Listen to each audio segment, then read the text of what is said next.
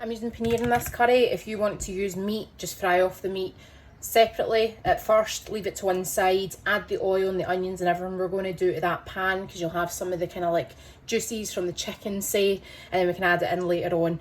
But for paneer, I'm going to cook that separately and add it into the curry. So we can put this to one side. What I want you to do is get on to chopping up your onions and just slicing up your chilli.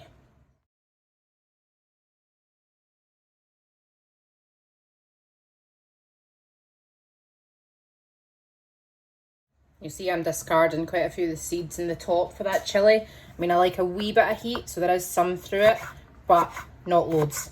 So I'm just going to roughly chop the chilli and add this to the onions, which does look as if it's a vegetable mountain, but this is what makes that curry oh so good.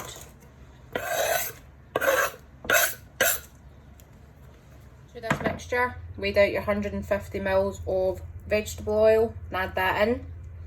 To this I'm adding a tablespoon of the ginger paste. I picked mine up in the World Food section. Hell of a lot cheaper than the stuff that you get in the wee tubes and the fresh beside the fruit and veg. And also a tablespoon of your garlic as well. I've got that big tub from Breaks because I go through it at a ridiculous rate.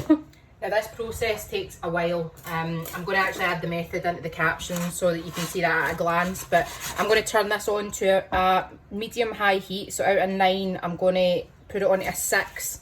And then once it starts to sizzle, so it'll take time for the pan to heat up, obviously. I cook mine generally for about approximately 30 minutes. We're wanting the onions to brown. So periodically you're going to stir, because underneath it's going to get browned, obviously, and we're going to want to mix that up and make sure all the onions have started to get some nice colour on them. But I'll show you that in some videos. And that's it, just gently bubbling away. It seems like a lot of oil, but a good curry it generally is.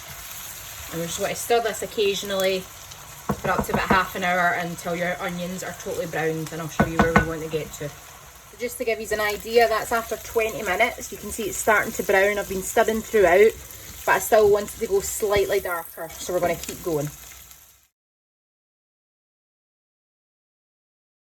And that's us got to about 30 minutes. You can see how it goes that kind of frothy way.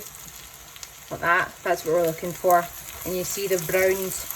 Not too much, that we get any sort of bitter flavour. So it's at this point I want you to add your herbs and spices. So we're going to add 2 teaspoons of your coriander and turmeric, 1 of your fenugreek, 1 of your cumin and 1 of your garam masala. Just right into your onions.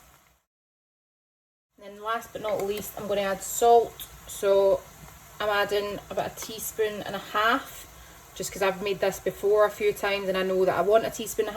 If you want to just start with a teaspoon, cook it to obviously to the end, you can add more salt to taste if you prefer to do that. So give that a stir through, and what we're going to do is cook the spices off just in the heat without adding any of the tomatoes or anything for 5 minutes.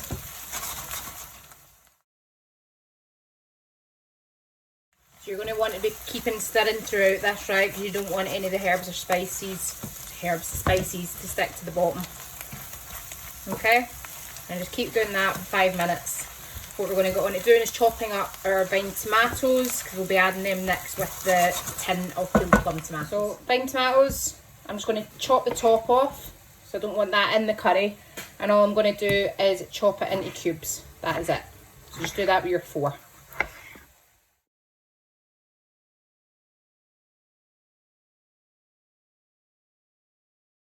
And then that's all that's left to do is pour, juice and all, your chopped tomatoes into your onions and spices. Alright, give it a wee stir. That'll start adding liquid to it. Make sure the spices don't burn. And then get your tin of plum peeled tomatoes. What I'm going to do with these is similar to what I've shown you in a couple of the pasta recipes I've used it for. So pull it out and squeeze the tomato into the curry, and what we're going to discard is the white stringy stuff. We don't want that going in. So sauce in, whole tomatoes, squeeze, squeeze, squeeze, discard.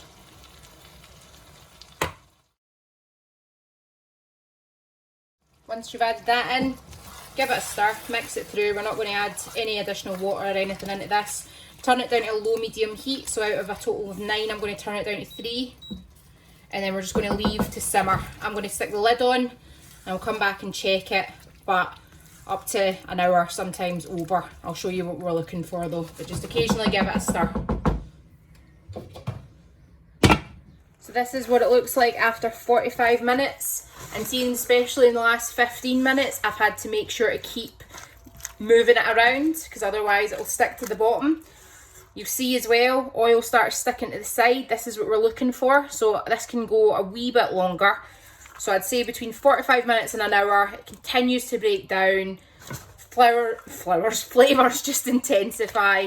This is exactly what we're looking for. So when you get to a point you're happy, you can see the oil collecting around the side.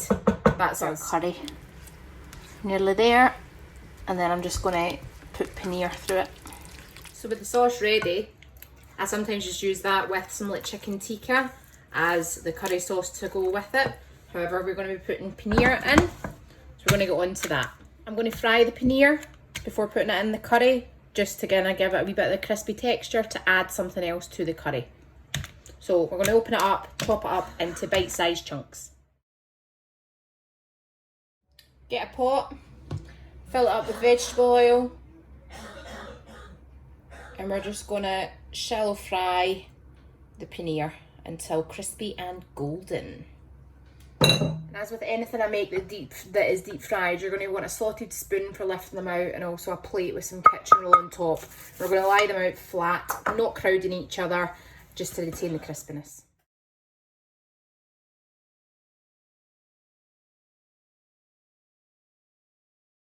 And once they're fried and golden, you just lift them out and spread over the kitchen roll for them to drain out.